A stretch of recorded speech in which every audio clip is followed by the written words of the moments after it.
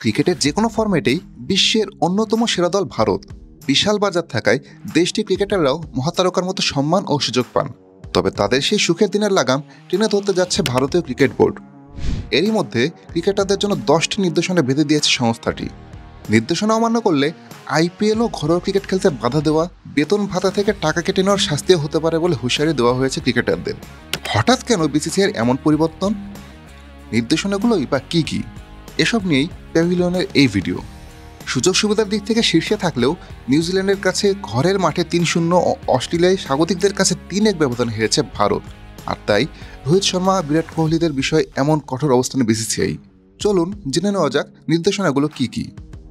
1. ঘরোয়া ক্রিকেটে অংশগ্রহণ। জাতীয় দলের জন্য বিবেচিত হতে এবং কেন্দ্রীয় চুক্তিতে জায়গা পেতে ঘরোয়া ক্রিকেটে ম্যাচ খেলতেই হবে। এটি বাধ্যতামূলক। শুধু বিশেষ পরিস্থিতিতে ঘরোয়া ক্রিকেটে অংশগ্রহণ থেকে বিরত থাকা যাবে, তবে সেটি হবে নির্বাচক কমিটির চেয়ারম্যানের অনুমোদন সাপেক্ষে, যা স্বচ্ছতার সঙ্গে নিশ্চিত করতে হবে। 2. আলাদাভাবে পরিবারের সঙ্গে ভ্রমণ। টিম হোটেল থেকে অনুশীলন বা ম্যাচ ভেন্যুতে যাতায়াত করতে হবে টিম বাসে। হোটেল থেকে মাঠে বা মাঠ থেকে হোটেলের পরিবার নিয়ে আলাদাভাবে নিজস্ব ব্যবস্থাপনায় যাওয়া যাবে না। বিশেষ ক্ষেত্রে প্রয়োজন হলে নির্বাচক কমিটির চেয়ারম্যান ও প্রধান কোচের পূর্ব অনুমোদন নিতে হবে। 3. বেশি ওজন বহন করা যাবে না। দলের সঙ্গে সফরের সময় অতিরিক্ত ব্যাগেজ বহন করা যাবে না।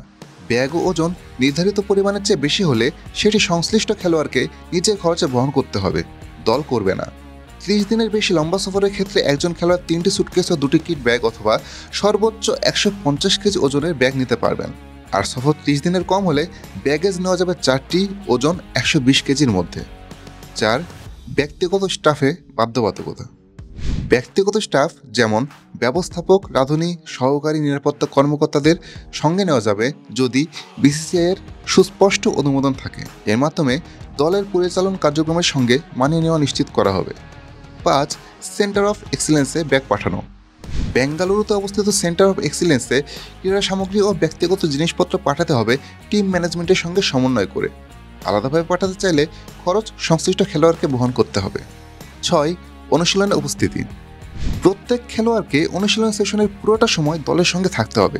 নিজের অনুশীলন শেষ হয়ে গেলে আগেভাগে চলে যাওয়া যাবে না। 7.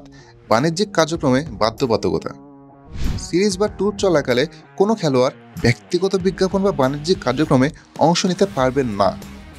8. পরিবারের ভ্রমণ নীতি। বিদেশে 45 দিনের বেশি অবস্থান করতে হবে এমন সফরে সঙ্গী ও সন্তানদের নেওয়া যাবে, তবে প্রতি সিরিজে একবারই নেওয়া যাবে। অবস্থান করতে পারবে সর্বোচ্চ 2 সপ্তাহ। এক্ষেত্রে খেলোয়াড় ও তার পরিবারের আবাসনের খরচ বিসিসিআই বহন করবে। অন্যান্য খরচ সংশ্লিষ্ট খেলোয়াড়ের।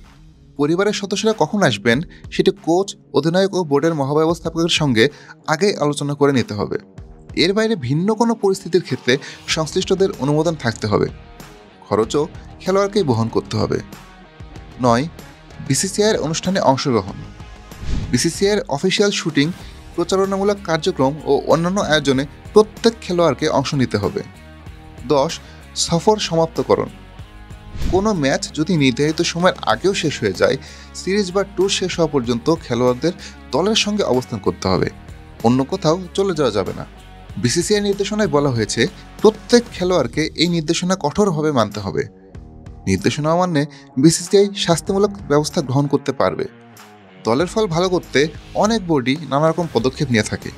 বিসিসিআই নতুন নির্দেশনা কেমন ফল দেবে তা জানা যাবে ভবিষ্যতে। তবে সফল হলে অধিকাংশ দলে যে এরকম নির্দেশনা নিজেদের ক্ষেত্রে প্রয়োগ করতে চাইবে সেটা নিশ্চিত। এখন দেখার বিষয় ভারত কতটা সফল হয়।